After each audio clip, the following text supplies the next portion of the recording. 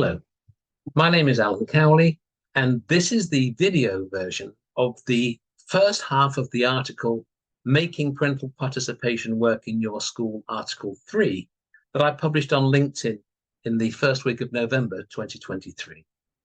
In it, I discussed why your approach to parental engagement may actually be delivering parental disengagement, and how parental participation can perhaps sort that problem out and promote inclusion to everyone's benefit. There are many contributing factors to the current attendance crisis, some being beyond the reach and influence of those within the teaching profession. However, evidence produced within Public First's recently published research, which crystallizes parental views, attitudes, and actions relating to their children's attendance at school, suggests that there are some problems for which solutions could still be within the reach of schools. Listening to and learning from parents in the attendance crisis is the piece of independent research I've been waiting for since the start of the lockdown in 2020. I'm grateful to the organizations that have sponsored this research: Impetus, Kalisa, and School Home Support. It provides a picture that, as far as I'm aware, has hitherto been unresearched and or unreported, and it broadens our understanding of the parental experience of their child's schooling throughout and after the various lockdowns, and reflects on the messaging parents are receiving more generally from schools and the wider education community. Indeed, the failure to report until now on the parental experience of learning during lockdown sends its own message about the extent to which parental engagement is seen as being important. Through the insights within Public First report, we can now explore the reasons that parents give for their marked change in their attitudes towards their children's schooling since the end of the pandemic. It certainly reflects the information that I have gathered in my own many conversations with parents since the first lockdown in 2020. There are 8 recommendations within Public First report. 3 relate directly to the report's first recommendation, which is the need to review how schools and the wider education system communicate with parents and the messaging.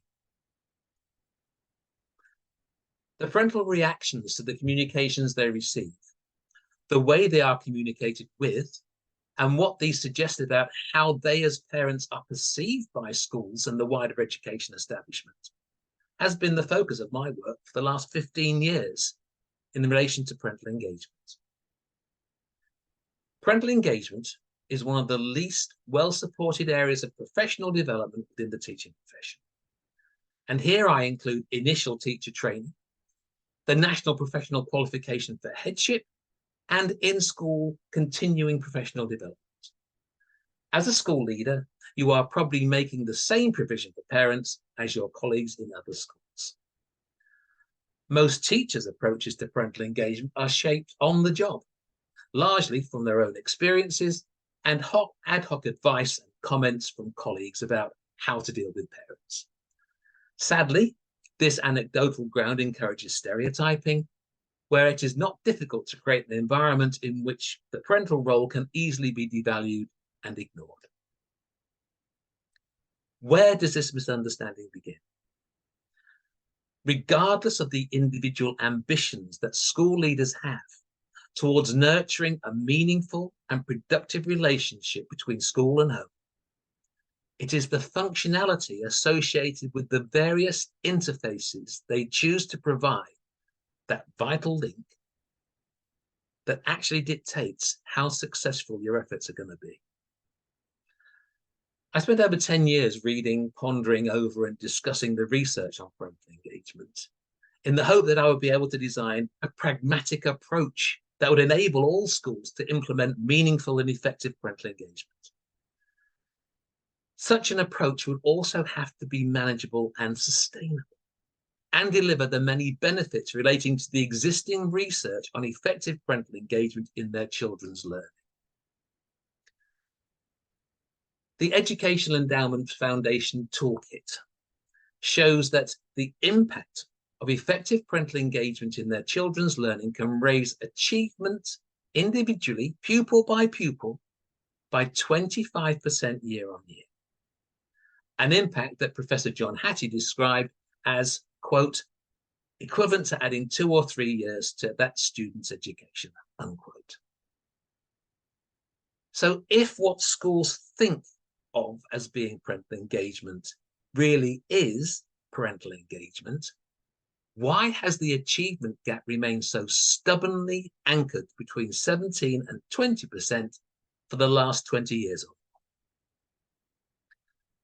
One of the most widely accepted pieces of research on what is needed to generate effective parental engagement comes from Sui Chu and Wilms in 1996, and I'll quote from it.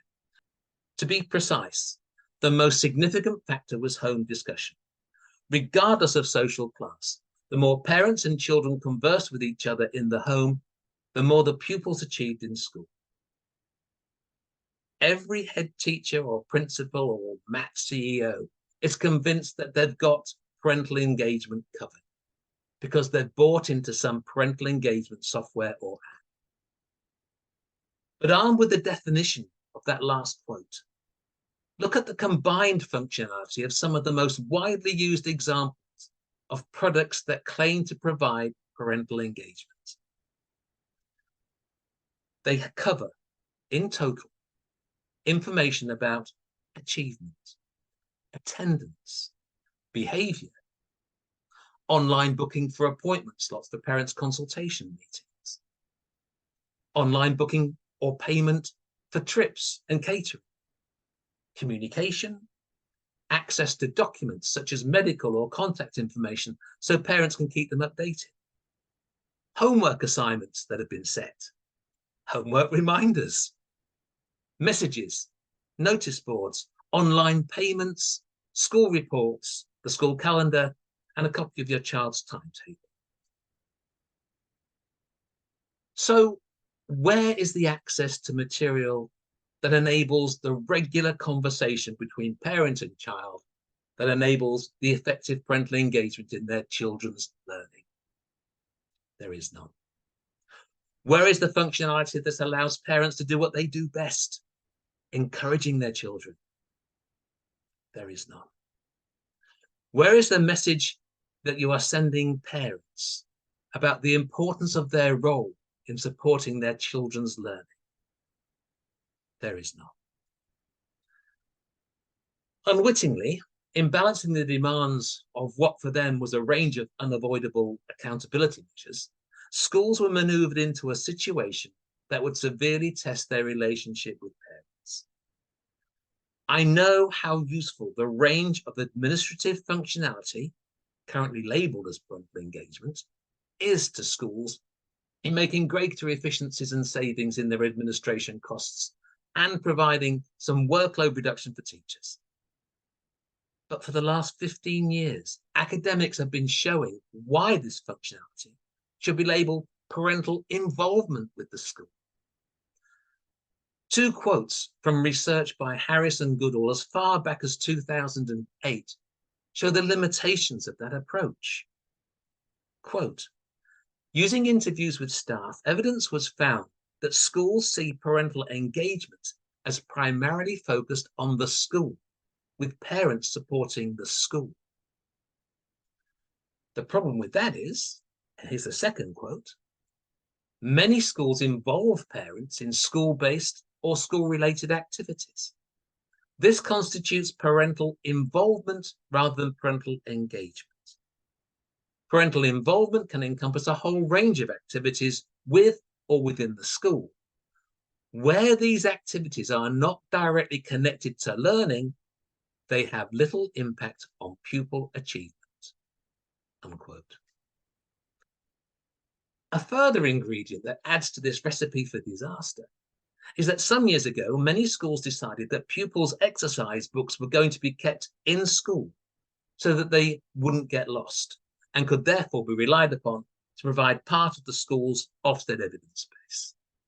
Again, totally unwittingly, in making this decision, schools were denying parents an informal opportunity to look through the books to see what their children were doing in school and accessing some of the formative guidance their children were being given by their teachers. This would have helped their own understanding of their children's learning. Many parents receive impersonal, data-generated school reports by software that many of them just do not understand. And when denied access to the work their children produce in school, it is no wonder that they feel even further divorced from their children's school. What message are you sending parents about the importance of the role they play in supporting their children's learning? And then the pandemic struck. Lockdowns were declared, and the vast majority of pupils, their schooling continued at home, under the supervision of their parents. Luckily, there were a few research projects that explored the parental reaction to the work provided by their children's schools that, as parents, they were expected to support. I throw in an additional point at this point, because in England, teaching has been an all-graduate profession requiring specialist professional development. And yet we expected parents, regardless of their own experience of schooling, to support the delivery of the content. Parents are not a homogeneous group. They are, in essence, a mixed ability class. And yet, we expected them to become teachers overnight. One of the most revealing pieces of research was again by Public First on behalf of the Sutton Trust, which showed that parents right across the academic range lacked the confidence to support their children's learning during lockdown. So Public First COVID-19 Social Mobility Impact Brief showed that less than half of parents with a ceiling of an A-level or GCSE level examination qualifications lacked the confidence to deliver the content of work provided by schools. Surprisingly, 40% of parents with bachelor's degrees and just under a quarter of parents with master's degrees also lack the confidence to support their children's learning. This is a clear indication of the scale and scope of the problem, the assumptions that are made about parents, and the fact that in the design of the work to be sent home for home schooling, few schools made allowances that enabled parents to support their children's learning rather than schooling. The Public First report on attendance shows that feedback from parents suggests that each day during lockdown, their children received on average 1.5 hours work from school. Now, if this is the parent's only example and experience of the amount of schoolwork set, it should come as no surprise that the same research shows that the quantity of learning is assumed by parents as being their child's regular school-based experience, even though those of us in schools know that the reality is far from that.